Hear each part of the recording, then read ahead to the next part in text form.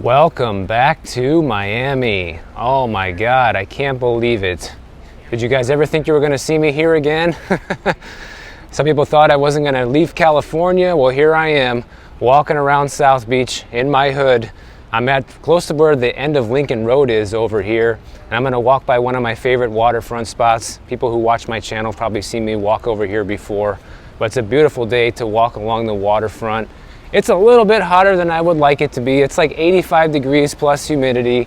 But you know what? I'm not going to complain, guys, because it's already freezing in other parts of the country, and I'll take this. So that's why I live here. Now, I came across this story today talking about the 10 warning signs of a housing crash that you should watch out for. And I want to make it 100% clear that I'm not the one telling you this. I'm not the one saying that, oh, this is going to happen, or that there's for sure going to be a housing crash, or that any of these things are going to come true.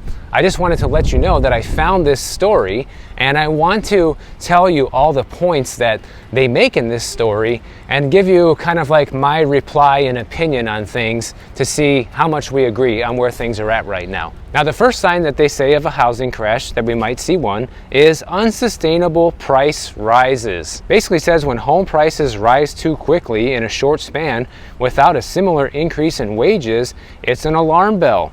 And we saw this happen during the pandemic. So this is absolutely something that would be a sign of this happening right now. Now, the number 2 sign is high inventory and slower sales. We definitely saw that during the 2008 housing market crash. We had a ton of inventory back then, and that, along with the subprime lending crisis, is something that led to that housing crash. And I know some people don't like this word crash. They get like offended by it or whatever. They just want to hear a different term. You can call it whatever you want, guys. Call it a correction, call it a change in the market cycle, whatever you feel like calling it. I don't really care what you call it.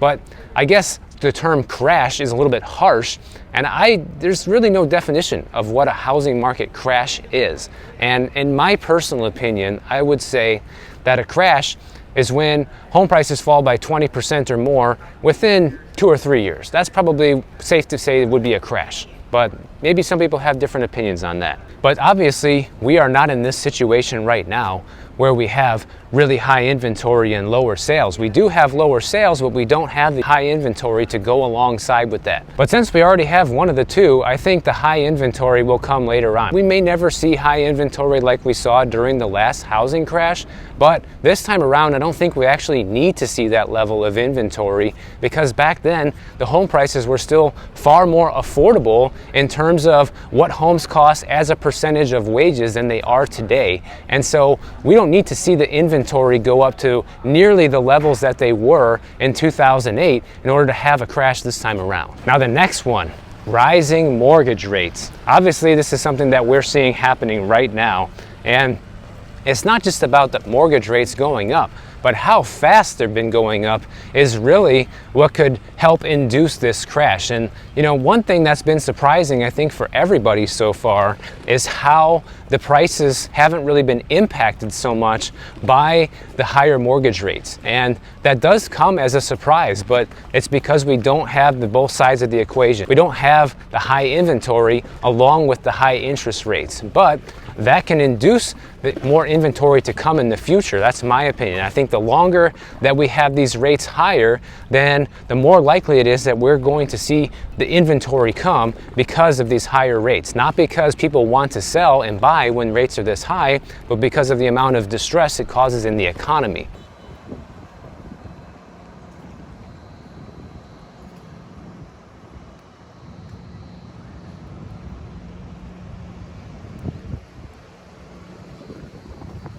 And the next thing are larger economic indicators. When you have a big economic downturn or rising unemployment, combine that with these high interest rates and decrease consumer confidence, you know, that can also lead to some sort of a market crash. It can even be on a local level too, where you have a high unemployment rate in any one given area, because let's say, you know, when you look at places that used to run totally on just the coal mining business, right? And then there's a lot of those coal mines that went down.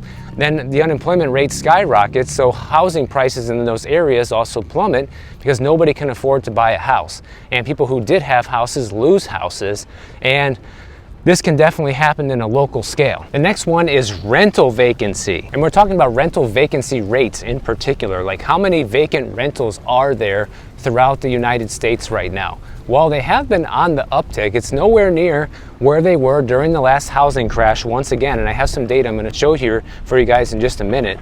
But the problem is a lot of people don't really pay attention to this part of it. People just pay attention to the housing sales, the prices, and the mortgage applications, but a lot of times the rental inventory gets overlooked because as soon as we start seeing the vacancy rate tick up and more empty rentals, that means landlords who are not making money. That means tenants who can't afford the rent. That means bigger problems economically. The more vacant rentals we have, the more downward pressure it puts on housing prices. And it also makes everything cheaper because when you have a lot of available rentals, it makes the price to rent cheaper, therefore making renting a more attractive option than buying, and can easily put downward pressure on home prices. And if you take a look at this chart from Fred, going all the way back to 1960 with the vacancy rates, it's still pretty low historically, but you can see ever since last year, it's been starting to rise back up again. Now, how high it's going to go, nobody knows. We know we're getting 1 million new units delivered this year.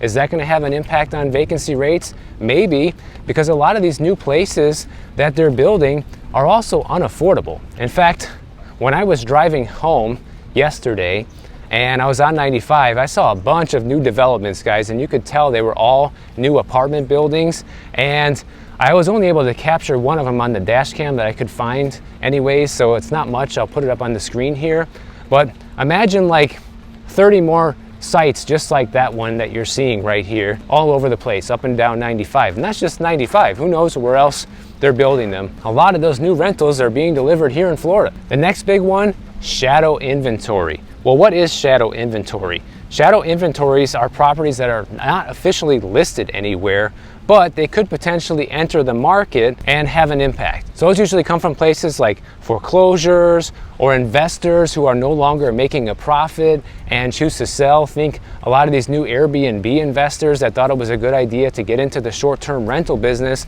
and are now losing money hand over fist, and they're not able to make money as a regular rental. That's where this type of inventory can come from. And also, if the economy takes a turn for the worse and you have a lot of these people who own second homes, especially in places like here in Miami, half these places are all vacant, guys. I can personally attest to that half of these buildings we're walking by, it's all half empty all the time. Maybe in the wintertime, the vacancy rate picks up a little bit when snowbirds come back, and sometimes they don't come at all. And so if those people experience some sort of economic hardship and for whatever reason need to sell, that can come out of nowhere. So we got foreclosures, you have investors that are upside down, and you have second homeowners that might not be able to hack it in a bad economy. Those are all potential sources of shadow inventory coming to market.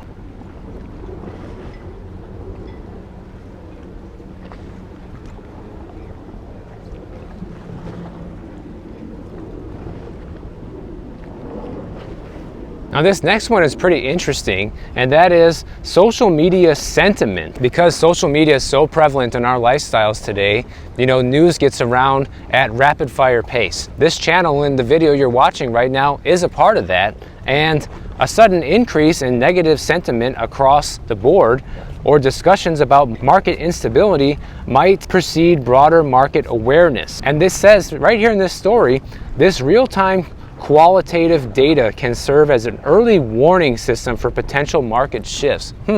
That's interesting because we've been talking about this now since the beginning of 2022. Talk about an early warning sign. In fact, I think I might have been too early to the party on this one because a lot of people are just not satisfied with where the market's at, and I get it, guys. And there's no way to predict timing on these type of things, but I saw a lot of these warning signs all the way back then, and some of them have gotten worse since then, and that's why I started sounding the alarm bell.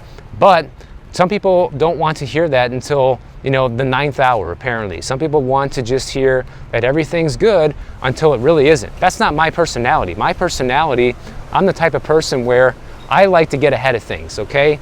And if I see a trend coming down the road, I want to share it. And that's exactly what I've been doing. And a lot of these things I've been telling you guys have come true. The only thing that hasn't really come true yet is a substantial drop in prices across the board. But we have seen certain segments of different markets that have dropped substantially. The most recent one I shared with you guys in a video was Macon, Georgia, down 12% year over year, guys. If they have another year like that, Macon, Georgia is officially in a housing crash by my definition. And what people are saying can definitely have an impact on what's happening, because not only does it bring awareness to the table, it makes people understand that, hey, this is actually happening, but what it also does, it's an early warning sign, because why would anybody be talking about this if nobody thought it was going to happen? Like me, for example. Why would I be talking about a potential for a housing crash if nobody thought it was going to happen, guys? Like, I wasn't talking about this more than 2 years ago. And why would I, right? Because there wasn't really any warning signs before then that might happen. But once we saw things start to go completely insane, it's like, okay, this is it. This is where we need to start talking about this. Now, another thing that could point to a potential crash is external factors. And external factors are things that are like changes in zoning regulations, infrastructure projects, or maybe big assessments like here in the condos that are coming, for example, people that don't have enough money to pay for all their bills, and the insurance increase that we always talk about here on the channel.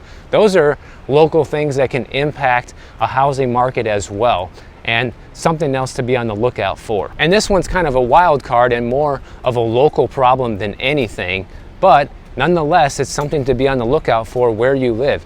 If you notice that property taxes are jumping exponentially, or insurance increases are jumping exponentially like here, maybe you should start paying attention. And this next sign is a big one, a big telltale sign, and that is an increase in foreclosure rates. And obviously what that is it's when people are unable to pay their mortgage and they start getting repossessed by the bank.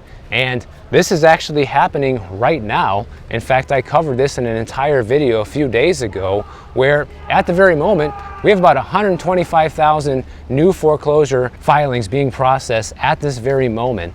And the amount of foreclosures in September of 2023 is literally up double digits, guys, from a year ago. So that is a huge deal.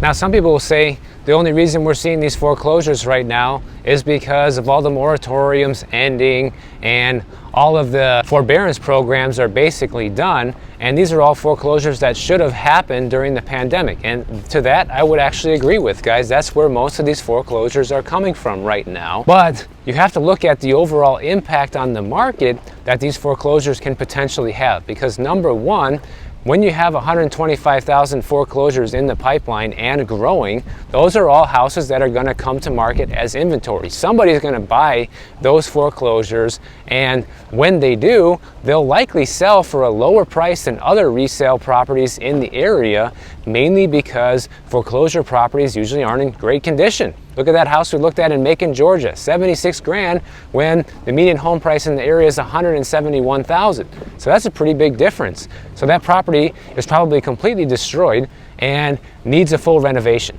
And so if you have a few foreclosures in a given area, say, you have 3 foreclosures in your neighborhood that all sell within a 6-month period, that can significantly lower the comparable sales value of your home and other nearby homes, making it so that the prices go down, guys, just because of the comparable sales. In fact, one of the reasons we see the home price is still high right now is because not much is selling, but whatever is selling is still selling at a high price, which is also helping to keep these median home prices propped up. If there were double or triple the amount of home sales, I guarantee you we would be seeing prices fall.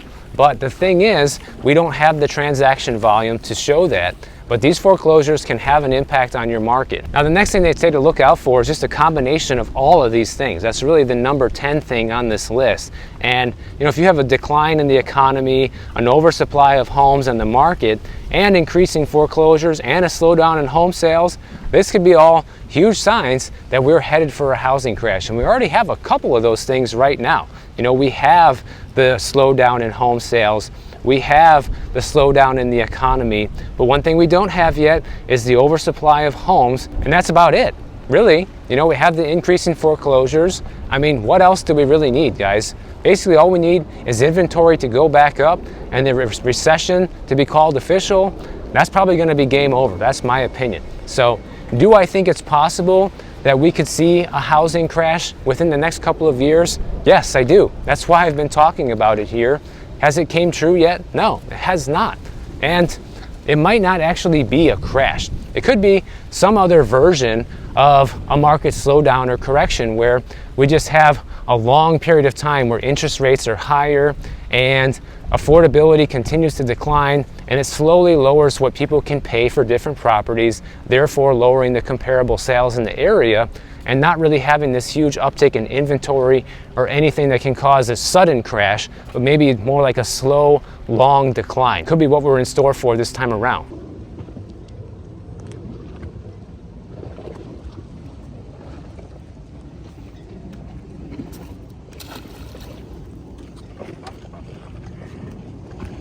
And that's why I think some people don't like this term housing crash, because this might not look like a so-called crash or, you know, what we saw in 2008, prices coming down that rapidly. But in certain markets, we've already seen it happen. So it just depends on where you live. And speaking of local conditions, here in Florida, the biggest problem that we're running into is insurance. And I have covered this numerous times, but I came across this story today that I thought was truly unbelievable, guys. There is a neighborhood in West Palm Beach called Flamingo Park. It's obviously a pretty expensive area. One guy there that owns a $3.5 million house, he had his insurance renewal bill come in for guess how much? $121,000 a year for the premium. That's right, you heard me correctly. That's more than most households even earn in a year, and that's what this guy is supposed to pay for in insurance. That's a 13x increase on what he was paying the year before. 13x. I mean, when I read that, my jaw just dropped. Well, after shopping around, the guy was able to find a much better rate at the low price of only $33,000 a year. So whoopity-doo, what a deal, right? Well, they just listed the house for sale for $3.5 million because they don't want to pay this anymore. And the problem is, how many potential home buyers are going to look into this? Are they going to actually pay attention to that before they buy that $3.5 million home? I don't know. But I know if you got that much money to burn and you don't pay attention to this ahead of time, you probably deserve to lose a little bit. They're talking about how for sale signs are going up left and right in their neighborhood, and rightfully so under these conditions. Literally since 2019, home prices here in Florida have gone up 60%, okay? Home insurance rates have gone up substantially with those increases in home prices. For most people, home insurance has roughly tripled in the past 5 years, but for some people, it's gone up about 9 times higher than it was just a few years ago. And these increases are completely unsustainable. You know, I shared with you guys last year that in my condo, our master policy went up double for the year. And pretty soon, we're gonna have the budget numbers ready for 2024, and I can't wait to see what it's gonna be then. And one of the spokespeople for NSI Insurance Group, they said that they have people paying as much as $600,000 a year in homeowners insurance premiums for multi-million-dollar homes. That is staggering. And they say that if you have a house that's worth less than $1 million in these areas, your homeowners insurance literally costs more than your mortgage payment each month. So who's signing up for that, guys? Not me. Like I told you the other day, if I were to make an offer on any of these houses in Florida, the first thing I'd be finding out, how far above sea level is this? Does it flood over here? Do I need flood insurance? How much is homeowners insurance? Oh, you want $12,000 a year? No thanks, I'll pass. And so obviously, most of these people that are able to are just paying off their mortgage and deciding to go bare and go without homeowners insurance at all and just take the chance. This one couple bought a much smaller, modest house, only 1,000 square feet style house in the West Palm Beach area 18 years ago, and their renewal bill came in around $10,000 this year, which is a 40% increase from 1 year ago. And they decided to drop their insurance and go without it. And the guy is 72 years old, you know, he's retired, and he's basically saying at this point, you know, if the house gets wiped out in a storm, we'll sell it for the land value and move on. But, you know, that's not a very stable position to be in retirement. I know I certainly wouldn't want to be in that position at 72 years old, for sure. I don't care how beautiful it is here, guys. Like, yeah, this is great.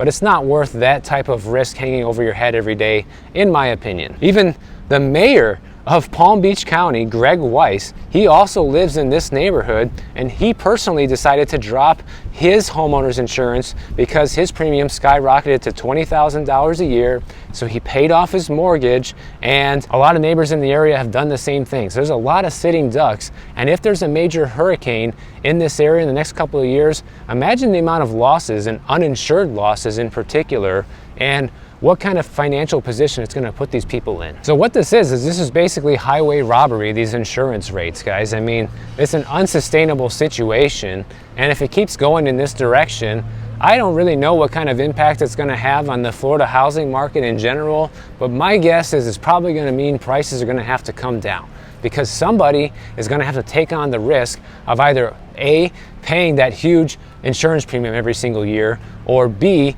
going without insurance and getting the property at a low enough price where they feel comfortable with a total loss situation in case something were to happen. So that seems to be the path of least resistance, if you ask me. Then you have another guy there in the same neighborhood. His homeowner's insurance went up to $14,000 this year, and he moved here from Atlanta 3 years ago. When he was living in Atlanta, he had a $2 million house, and his homeowner's insurance premium was only $2,000 a year.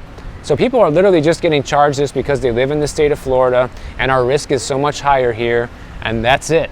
So a lot of people need to evaluate this if you live here now, and that's why, even for me, guys, I saw these other places. There's places I would consider moving to get away from this madness and not be subject to this anymore, because it's getting completely out of control. So I'm gonna keep my eye on the situation and see how out of control it gets, because it's getting bad. If you guys enjoyed this video, make sure you subscribe to the channel, and if you don't want to wait for my next video to come out, check out this one right over here, and I'll see you in the next one.